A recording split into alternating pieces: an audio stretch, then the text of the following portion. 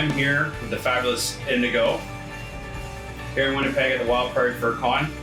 And I've asked Indigo here to help shed some light on the pup play fandom and share his perspective on what exactly it is to be a human pup. So Indigo, thanks for agreeing to be a part of this interview. And do you prefer Indigo or Indy? What do you prefer online? I like Indigo. Indigo? Friends call me Indy. Indy? Okay. If you yell it, I'll probably answer to both, but... Okay. And now how was the trip up? I know you came up with a group. Shouldn't be on that. I know you came up with a group of other furs and pups. How was your trip up from It was long. It was a very long drive. I was driving the whole way and didn't get a whole lot of sleep the night before because, nerves and excitement and all that fun stuff. But no, it was uneventful for the most part. We stopped a few times and got some food, and weather was good, traffic was light, and not a single animal was seen. So That's good. safety on the highways. And it is the last day of WPF now. What have you taken away from this con so far? Like how, what would be your most memorable moment here at this con? Most memorable moment is definitely the puppy panel that was hosted. This being such a small con, like it's only the second year that it's been running, I honestly didn't expect that there was going to be a puppy play panel at all. I had messaged the conference, staff beforehand, just to see if pup play and pup gear was actually going to be allowed on the con space or in the con floors. I know some of the bigger cons that go on are a little more tolerant of the outfit. They said, however, this convention wasn't their choice, it was the hotel's choice. Right. So I was a little bummed out, but I said, I'll bring all my stuff anyway, because if we're not in the hotel, then we're good to go. So messaged them, and a few weeks later I saw that there was going to be a puppy panel, so I was just super excited and went there. It was super informative. It was run very well. A few points here and there that were touched on could have been elaborated on a little bit more, but again, they were super nervous. It was their first time running a panel, and there was enough audience participation that chipped in a few extra tidbits of knowledge for those that weren't so up to speed on the pup play community. And it was actually very interesting to see how many people turned out that were just getting into pup play or just curious about it. Some of the people that attended that panel had never been before, or had no idea, and they were just looking for a little more information. I thought it was very well done, and afterwards they were kind of ran out of time. I was a little bit bummed because there was supposed to be like a little mini mosh there, but it turned out great. Got a lot of pets. There was a big stool in the middle. I jumped up. Can you touch on what a pup mosh is for those that don't know? Don't quote me exactly, but... Well, from your perspective. From my perspective, what a pup mosh to me is a bunch of pups. You don't need to have the gear on. That was one of the big statements that I think a lot of people that had no idea about the whole community, you don't need gear to be a pup. If you think that you're a pup, if you identify as a pup, then you're a pup.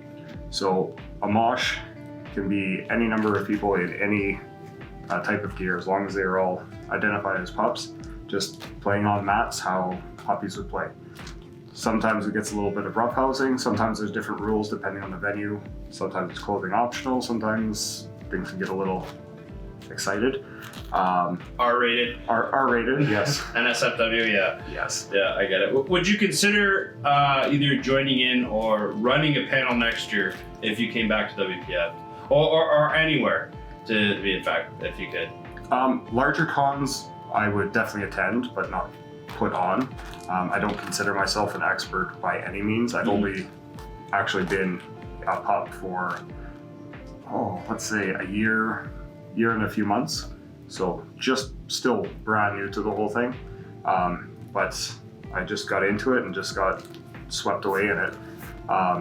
Next year though, I would consider, if I am coming back here, I would consider running a panel in collaboration with the Winnipeg's scene of pups and handlers, because I don't want to try and steal their thunder or move in on their territory, but I would definitely collaborate with them, and if they needed volunteers or just somebody to just be like a figurehead for them, like jump up on the paddle podium there and run off a script, or just wing it. Like, now, when you're talking about pup or moshes, I should say, how long do they generally last? Is it mainly like a scripted thing, or is it basically you just go, I guess it would be venue specific type thing if they have dedicated areas, but you know, how long do you typically dive in, and how long does it take you to recover or get out of that headspace once you're done, and what tips do you have for helping with that, either getting in or getting out of the headspace? well, moshing, believe it or not, I'm actually pretty shy when it comes to moshing. Oh. I'm one of those like kind of shy pups that if I was approached, I would probably do a little bit of a shy away from. You still not seem like a shy pup. I might not seem like it, but Yes. in certain scenarios, I'm quite shy, or I'm quite, I don't know the word I'm looking for is, but full of energy. So I would say I would probably do it probably about 10-15 minutes. It's important to take breaks. I know we can get really caught up in the headspace, but breaks are important. If you start overheating, lots of water. Don't try and prove anything to anyone, because at the end of the day, your safety and your health is number one. Again, venue-specific moshes can go for hours. Doesn't mean that people are out there for the whole time. Some are, some aren't. That's totally their capability. Kind of like fursuiting. Exactly. You know your limits and just kind of work within that, because any number of things can affect how long you're going to be able to mosh for. Weather, fatigue, what you ate, all that kind of stuff. I personally, I haven't moshed a whole lot, again, being shy about the whole thing, but it is a blast. And everyone, excuse me, everyone's very, very respectful. There is a bit of kind of like an unspoken code if you're approaching somebody in a mosh as a pup to another pup. You don't just dive in, just kind of feel them out. If you approach and are all playful and the other person takes a playful stance, well then game on, have at it, do whatever it is you do. If they kind of shy away like I kind of do, it's okay, well maybe this pup isn't ready to play, or maybe this pup's a little shy, maybe move on to somebody else. So it's basically like the imitation of what actual dogs, how they behave. Exactly. It's okay. So if you've ever been to a dog park, not all the dogs are just running around playing with each other. You'll see a few dogs over here, a few dogs playing over here. Not everybody's in one big thing. There could be several different little groups. Sometimes pups are just, they want to be on the mosh floor, but they're not quite sure, so they'll kind of hang back, wait it out, see if there's another pup that's kind of like them, and just go hang out with them. Again, haven't been to many large moshes, but from previous panels, that's kind of what I've picked up on, or other moshes that I've seen. Now, do you generally go to these moshes or these events by yourself, or do you have someone that goes with you, or? I've heard the term handler used. Could you elaborate on what that is, as far as like what human pups are, like the term for it, or what your definition of a handler is, what it means to you, and what they do for you? For sure. Handlers, I learned there's a few different ways that you can describe a handler. Sometimes it's a relationship that involves just like any other relationship between two people. It could be like a friendship or a more intimate relationship. It could be a friendship relationship, it could be an intimate relationship, it could be any number of things. Okay. But when a pup has a handler, there's a few other little rules that kind of go along with that. So I was kind of just like this stray running around, dragging friends or whoever that would come with me. And then as I kind of learned about a few more pups in the area, I got to know a few of them, got talking, and built a bit of a bond up that eventually I ended up getting a handler for myself. Sometimes, and just like a relationship, sometimes one person will choose the other, and sometimes the other person will choose them. I approached my handler and asked them if they would like to be my handler, because I had felt that up to that point I built up enough of a trust friendship relationship that I would be able to trust them if I wanted to go and just go full puppy mode. I wouldn't have to worry about what I was doing. I'd have somebody on the outside looking in, because when you get into that headspace, it's hard to describe because everyone's different, but you're not always thinking exactly how you should. So it's nice to have that person watching over and say, hey, like, give the leash a little tug, like, come on, like, let's go drink some water. Do you need a break? Because sometimes you just don't think of that. So you can kind of relate it to like a handler for a fursuiter as well. Exactly. But the relationship, from what you're telling me, seems to kind of go like a step further, kind of basically like a pet and its own, watching its back basically for that type of thing. Make sure it's not getting into trouble. Same with the child. Exactly. So that's that type of relationship. Yes. And like I said, sometimes it's a more intimate relationship, and there's a whole bunch of things that go with that. I can't speak to that exactly because that's not the kind of relationship that I have with my handler. My handler is strictly friendship. We know each other, we get along very well. She knows how I work as a pup, and I know how to be a little bit of a brat sometimes, but just enough that I don't get too hard of a tug on the leash. But that's my preference. I wasn't looking for anything beyond that. It was because I got into pup play not for the BDSM or sexual aspect of it. I understand that a lot of people think as soon as they see pup gear, ooh, that's fetish gear, ooh, that's like kinky stuff. It is, but it also doesn't have to be, at least from my perspective. People will look at me in my pup gear and think I'm some weird sex degenerate, whatever. The same can kind of be said about furries with fursuits and mersuits. Everybody always brings up the CSI episode, or now even recently Lucifer. Yes, it's always the same thing. Oh, degenerates. And oh, that's all for sex. You dress up as animals and just bang each other. No, it's not like that. There's safe for work side of the furry community, and there's the not safe for work. I personally feel that the same can be said about the pup community. Of course. Yes, there's probably a little bit more for the not safe for work, but it's such a broad spectrum from safe for work, not safe for work, and everything in between. I'm leaning more towards the safe for work side of things. Sometimes how I dress in my pup gear might not look that way, but I do it because I feel comfortable in it, and I think it's your fursuit, basically. It's basically my fursuit, but pup suit. But I got all my gear. I put all this together because I kind of had a theme that I was going with, if you can't tell. We'll get a couple stills and we'll put them up here for you to see.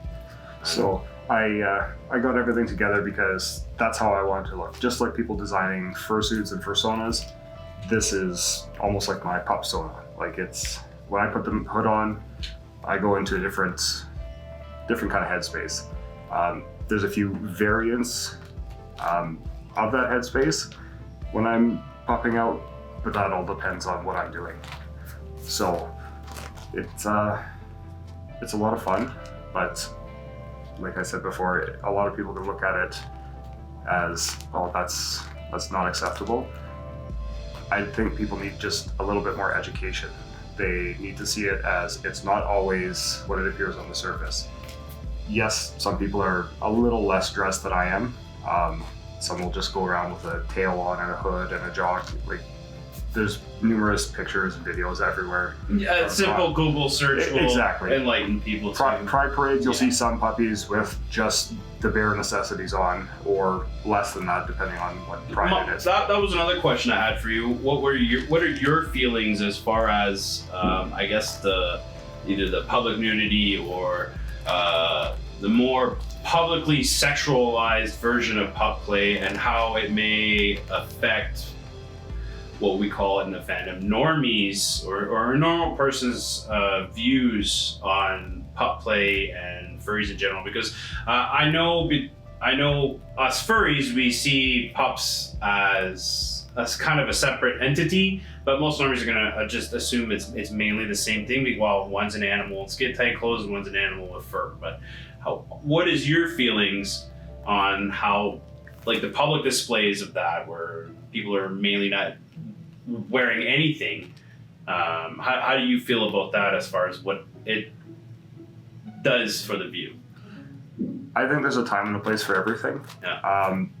Me personally, I would never walk around the street at a parade fully nude. Mhm. I mean, if it's allowed, yes. And that's fine. just for a fact, this is not to shame anybody. No, definitely not. It's just I want to get some insight on it because myself too. I'm new to the pup area. I'm not all into the whole getting up and running around on the ground. Handling seems something that I might be interested in myself.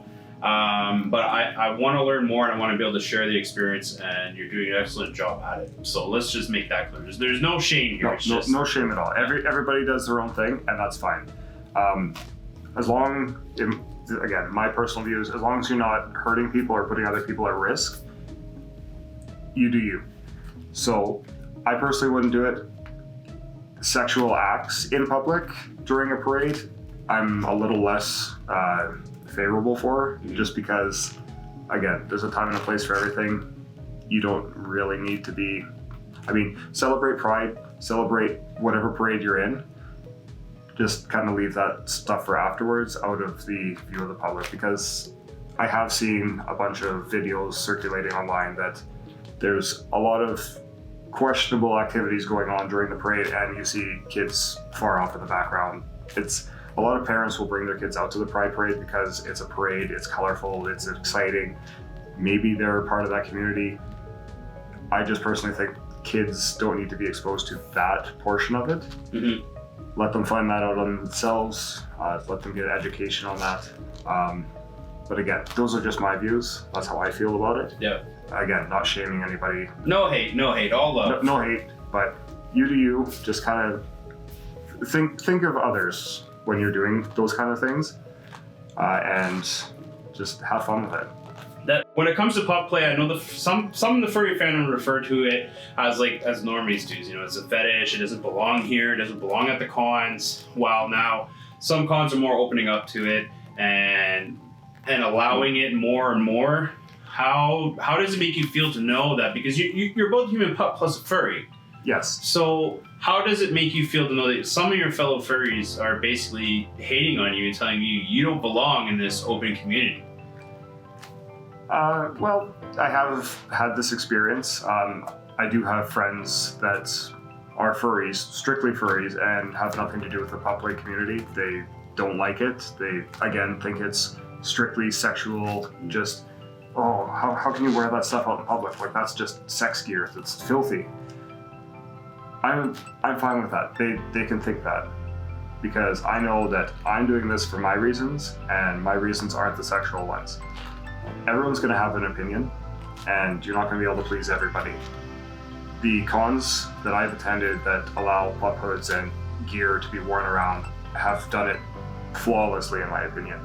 They have a dress code, and as long as you adhere to that dress code, there hasn't been any issues.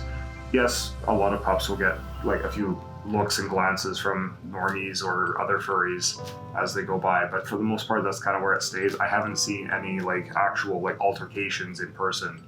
I'm sure it's happened, but I haven't seen any personally. This year, when I was at Fernal Equinox,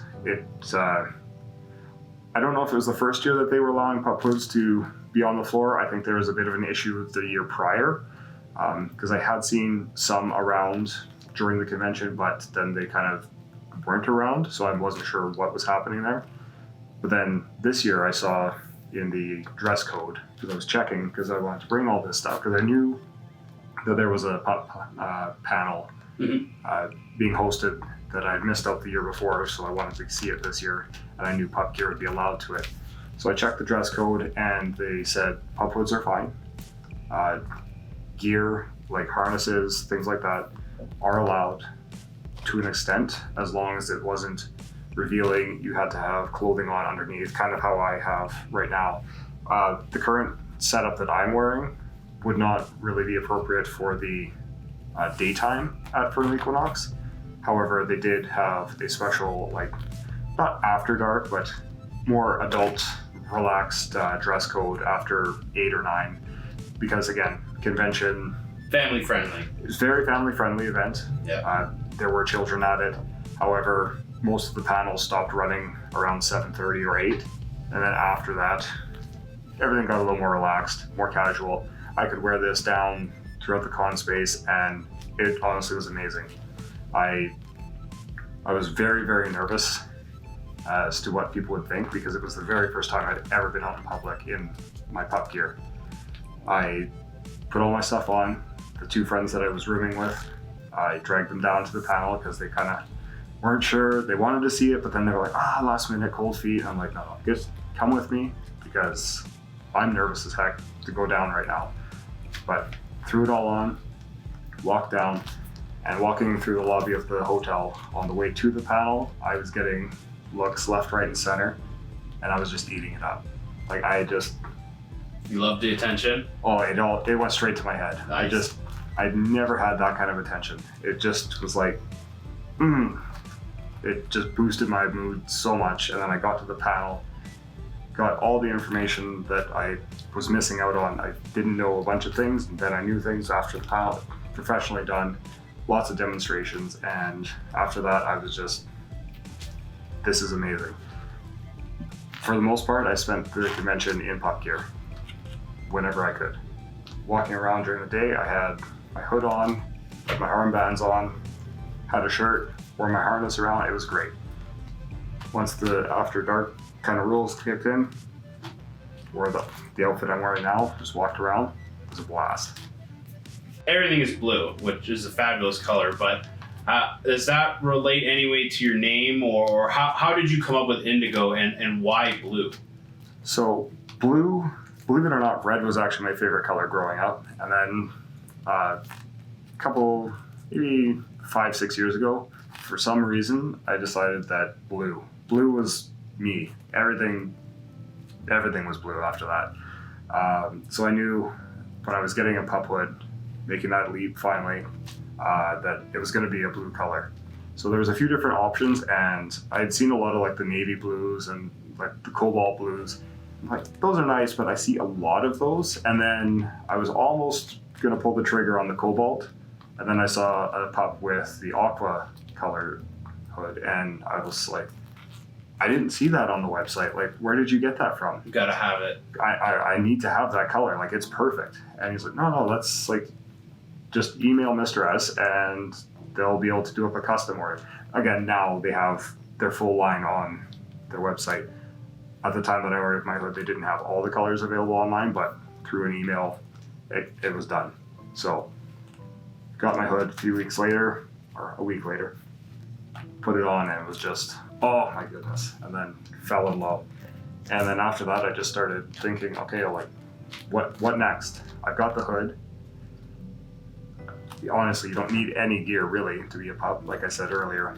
But once I had the hood, I'm like, this is a dangerous slope, because now I'm going to be, I want this. It's just accessorizing. Yeah. Kind of like people designing fursuits. I want this on my fursuit. I want this. It just took off, snowballed from there, and then kind of led to everything that I have now. When I was trying to decide, because for a while when I started, I was just kind of like casually doing pup stuff by myself, or just like taking selfies and things like that, just to make me feel good. Because I'd look back and say, oh wow, like I feel good looking like a pup. Like, I didn't realize that's how I look from the other side of the lens. So I didn't have a name for a while, and I decided that I needed like an actual pup name. Again, you don't need an actual pup name to be a pup, but some people, it's another little tick on the checklist. So I was hemming and hawing, what should I do? It has to be something related to blue, because that's who I am. Like, I'm just head to toe in it. And I didn't want something, not exactly basic, but like something a little less common. I've seen a lot of like cobalts or aquas, cyans. Something darker. So yeah, I wanted something a little different. So went on Google, different names for blue, and was going through. I looked at probably 13,000 paint colors of blue. I already know what I'm going to do my kitchen in. And then I just couldn't pick a name, couldn't figure it out. And then I went into town and I went by the bookstore and I saw Chapter's Indigo. And I was like, that might work. So you took your name from a bookstore. That's how you come up with it. Not exactly. I mean, not bad. Not exactly the bookstore, because. But the color. The color indigo. Yes. Yeah. It's not exactly a blue that you think of right away. Some people might call it. So books can lead to inspiration. Books can lead to knowledge and make you smarter. Stay in school. But yeah, it is a shade of blue. I thought it was more purple at first, but it is actually a shade of blue. And I said, that's perfect because it's a little different, just like me. And the name just had a nice ring to it. So I was like, you know what? That's what I'm going to do. So did that, and a little tag made up. Not this tag exactly, but I got a tag made up, and it from that day on was just Pup Indigo. And so you get your hood from Mr. S. Yes. Where do you mind sharing where you get the rest? Like I see your paws, and they're just MMA style gloves. Yeah. I went with the MMA style gloves because they have a lot of padding. This model in particular is quite thick, as you can see. So when I'm walking around on all fours, all my weight is supported on the nice soft cushioning padding. And so you're knuckles down when you're walking. I go knuckles down. Yeah. Some people go flat hands depending on what they're wearing, if they're wearing anything, or just their preference. Mm-hmm. I like to go on my knuckles. I tried it at first with just some like work gloves.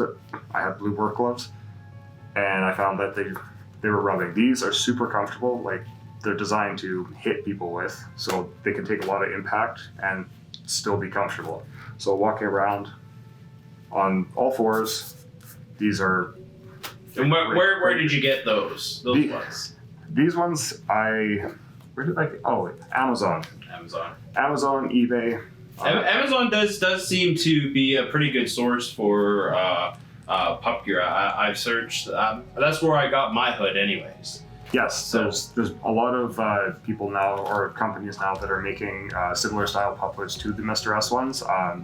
Wish, Amazon. There might be one or two more at this point. I'm not sure, but Wish and Amazon are the two biggest ones that I know of. And I know a lot of friends of mine that have those hoods too because they wanted a pup hood, but they couldn't quite afford the Mr. S ones because they are expensive, especially if you're Canadian. That exchange rate just sucks. Mm-hmm. So and a lot of people I found were kind of like on the fence, like, I don't know if I'm gonna like a pup hood, so I don't want to spend all this money, get it, and realize, oh, it's not for me. But most people, you would say that went the cheaper route and got it's neoprene, right? Yes, neoprene ones. They went ahead and bought a Mr. S or more higher quality ones and realized it's for them, right? Yeah, and I know some people that have done that. They bought the Wish or the Amazon hood to start, just to see how they liked it, and then said, okay, I've got this now, this is good, but now I'm going to save up because I know it's for me. I'm going to get a higher quality one. Quality-wise, I've heard mixed reviews, but for the most part, the Wish hoods and the Amazon hoods have held together pretty well. I know when I got mine, it had a god-awful chemical smell to it. That's at first, yes. That's one of the things that I've heard a lot of people say. There's that very, very strong chemical smell, but a few washes, a little bit of wear, it does go away. Okay. Where else did I get? So yeah, a lot of my stuff is actually from a cheaper route. Mm-hmm. However, my harness, this is a Mr. S harness, custom colors, so it did run a little bit extra just because of the custom, but very durable. I knew I wanted a leather harness because just looking at them online, I was like, oh, those are beautiful. I have to have one. Yeah. So I got it. Like the day that I got it, I opened the box and just that smell of the leather hit me, and it was just like, oh my goodness, put it on, gave it some tugs, and fell in love. So the harness was actually the second piece of gear that I got. Hood first, got the harness, then went out to the pet store and did like a lot of furries do. That collar, I like it. Click, fits perfect. So after I got the collar, got a tag made up with Indigo on it, it was just downhill from there in terms of spending on gear. That's awesome. Okay, so I just wanna touch back basically and on the headspace topic. Now, this is more of a question for myself. I'm sure other people probably have the same inquiry. But what exactly is the headspace? How do you get yourself in it? And for you, because I know it's gonna be vary for everybody else, but what is your definition of headspace? What is it like for you?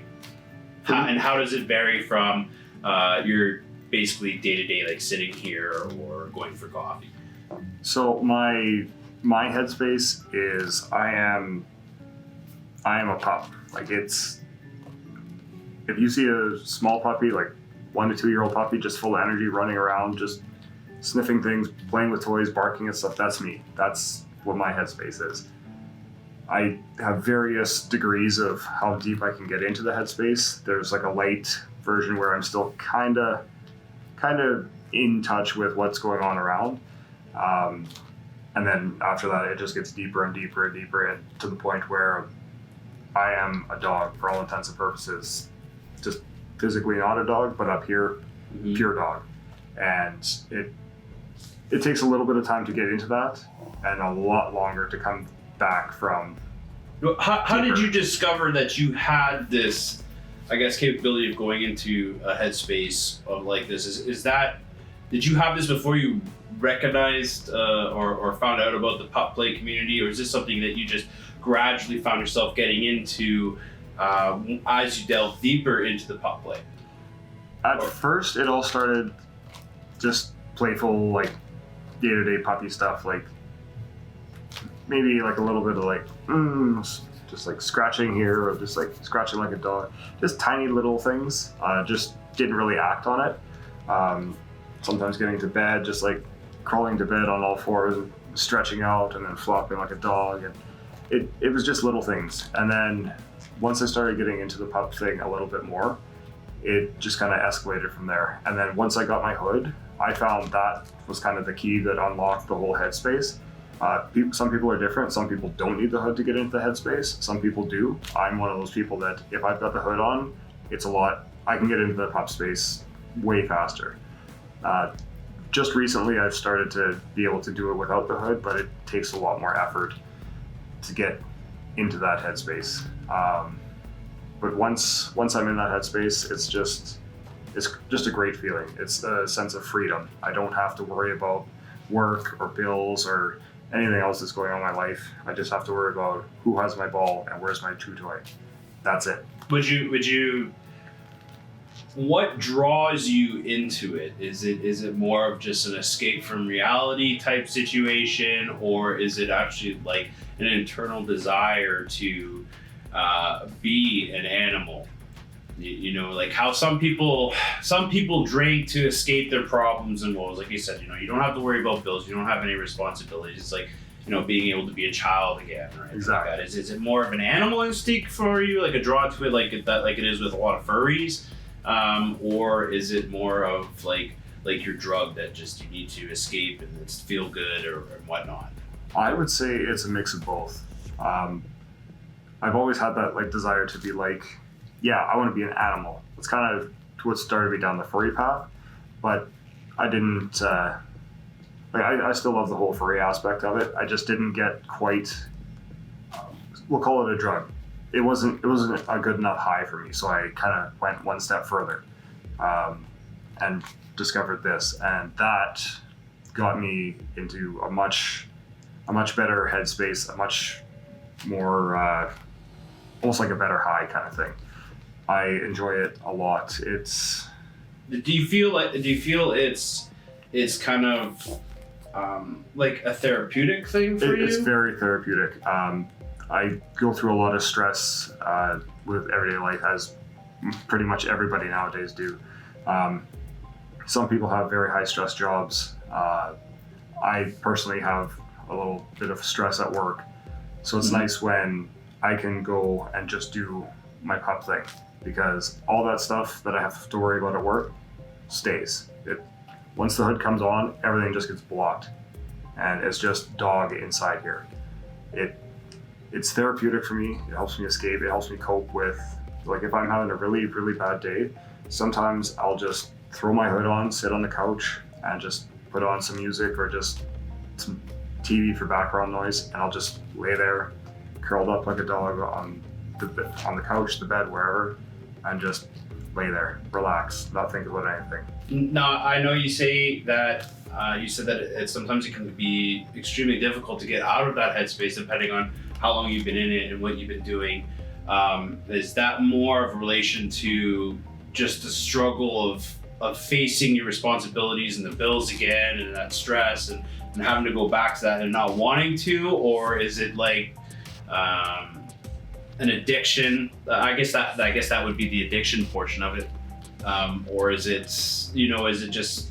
It's hard to explain. It's like the power goes out and being in the dark. You don't really have to worry about anything because nothing works. But then all you have to do is reach out and turn a light on or something like that. It's like it's not an easy flip of the switch, right? It's a struggle to do it. Yeah. Why do you think? I know I'm not explaining it very well, but why do you think that is? Why is it so hard to come back?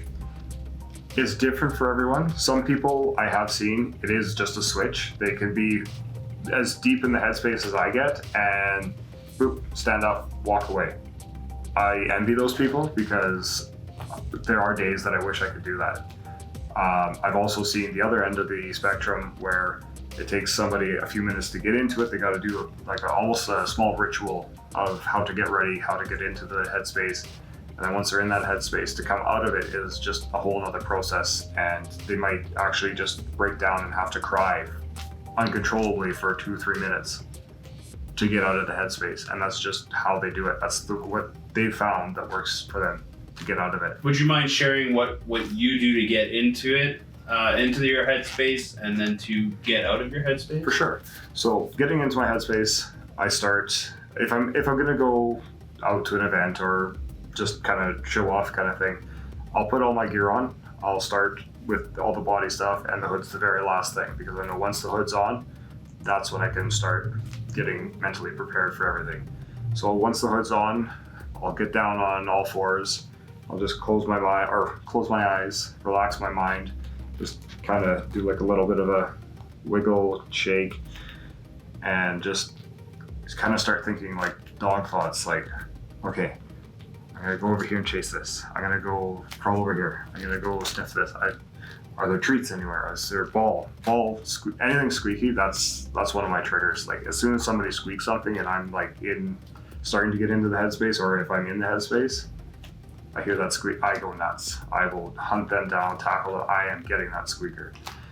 So that's just one thing that I found. I didn't realize that at first, but once I was in that headspace, somebody squeaked, and I just like, I just lost that. I'm like, oh my goodness, this is amazing. Ball, car, chase. Yeah, exactly, squirrel. Yeah.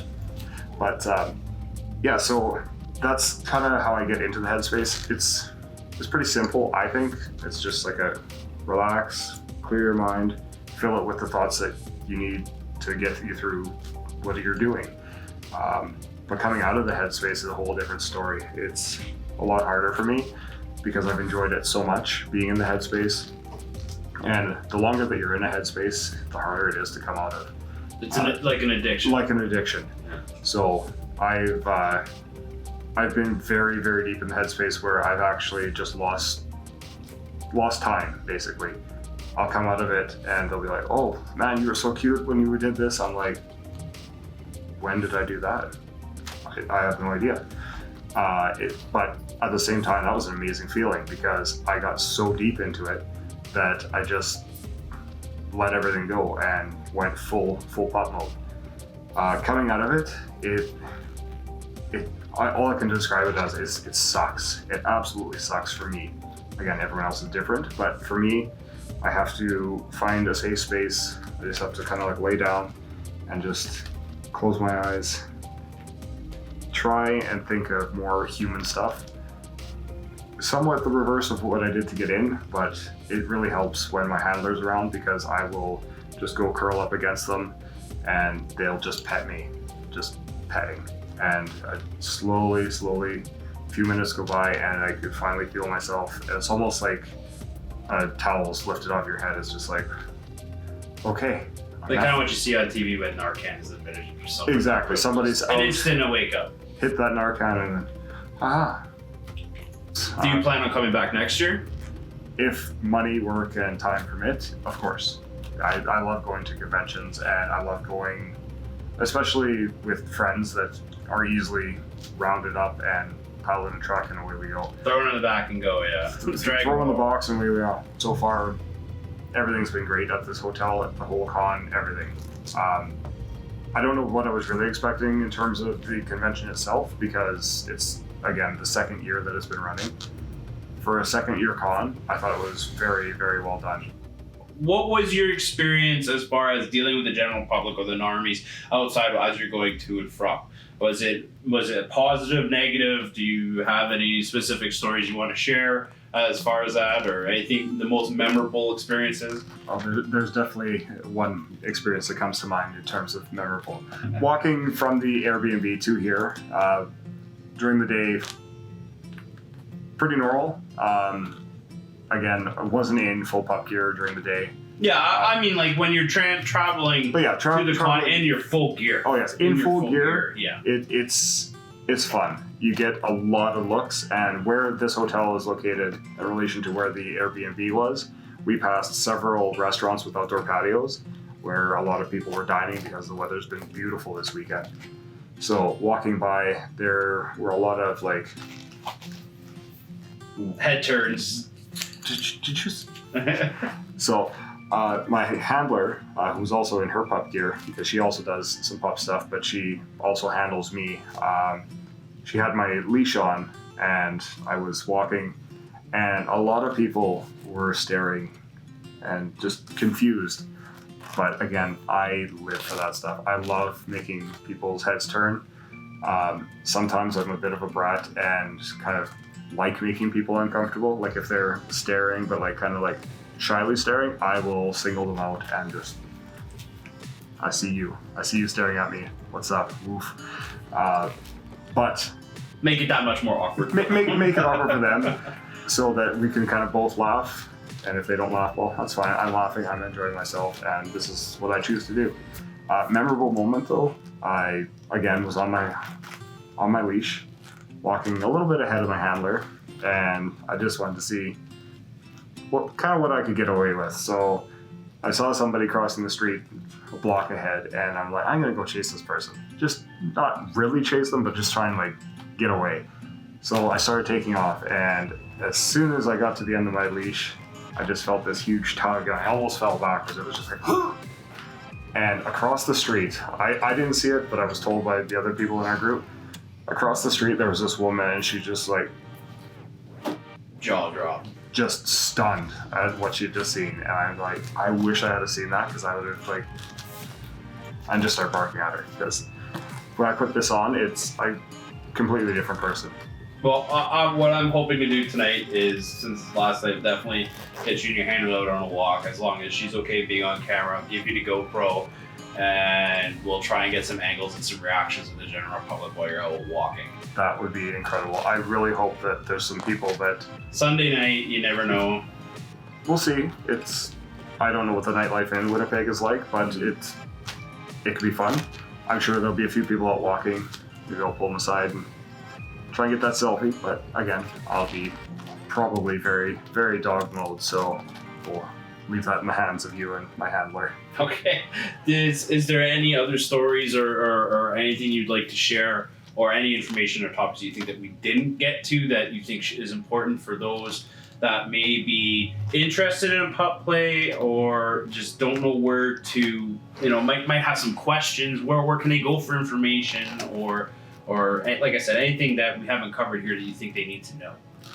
Sitting here trying to think back, if there's any kind of topics or information that we might have missed, it's a little hard on the spot, but I'm sure there's lots. There's lots. There's a vast number of resources that you can go to. What I would suggest is in your city or area, try and find like the local pups and handlers groups, Facebook, Twitter, social medias.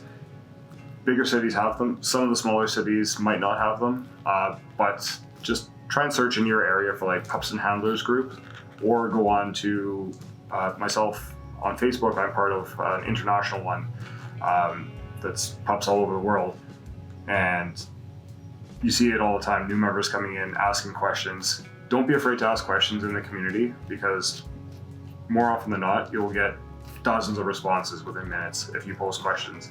Because from my experience, other pups in the community want to help other pups that are new. They don't want to see them go off and get hurt or be misinformed or not enjoy themselves. It's like the furry community. For the most part, people want to help people enjoy the fandom. And I'll definitely link, put links in the description below where people can go to get some information. I know PAC has some resources on their website, which what you've explained to me is mainly like an annual gathering, a big con of pup play in the GTA area. It's a big pup event. I was supposed to go this year with my pack, however, due to some last minute changes, again, couldn't quite make it this year. But they had fun. They sent me pictures. I lived through them, so I was like, take lots of pictures for me. Like, I'll Photoshop myself in later. But yeah, it's a huge event in Toronto. Don't quote me, but I'm pretty sure it's around the same time, end of July-ish, mid-July-ish every year. But there is a website for that. I'll link that below, and other resources that we've been given here at the con too. So we'll link some stuff below. Is there anything else that you think people need to know about the pup community itself? Any blanket statements you want to make or information you want to share? If you're not sure, ask. There's no harm in asking. Some people might tell you to pound salt. Other people might be super informative. I know I've been walking around, even again at Fernal Equinox, I was walking around in my pup stuff, and people approached me and said, what is this? Like, I like this, what is this? And I would tell them, and I just start talking, kind of like this interview, just, what do you want to know? I'll tell you anything that I know, and if I don't know it, I'll lead you to someone that has more knowledge. And yeah, that's pretty much all I can say for a blanket statement. Just ask somebody. There's no harm in it. Is there any shout outs you want to make to people? Anyone, any special little pups in mind? Oh. No, I swear I wasn't prepared for this. I'd like to do a big shout out to my handler, Beans, aka Pup Spark. See you over there. And all my pup friends. There's too many people to list. I don't want to forget somebody, so yeah. For sure, my handler gets top shout out, because without her, I would just be lost in a sea of craziness. And she's done so much for me. It's just great. But yeah, shout out to all my pup friends. You guys have made this a wonderful experience. I know I've only been in it for a year and a bit, but it's been unreal, and hopefully many more years to come. Well, I'd like to thank you for taking the time to sit down with me. I know it's hot in here now. We've had to cut the AC out so it didn't interfere with the crappy audio, which I'm sorry, by the way. But yeah, thank you for being so informative, sitting down, and hopefully it'll help new pups come into the community and get the information they need, or at least find the resources. You know, that there's all kinds of people that it's like the furry fandom. There's all kinds, and we're everywhere. So yeah, thank you for that. For sure. No problem. Thank you. Okay.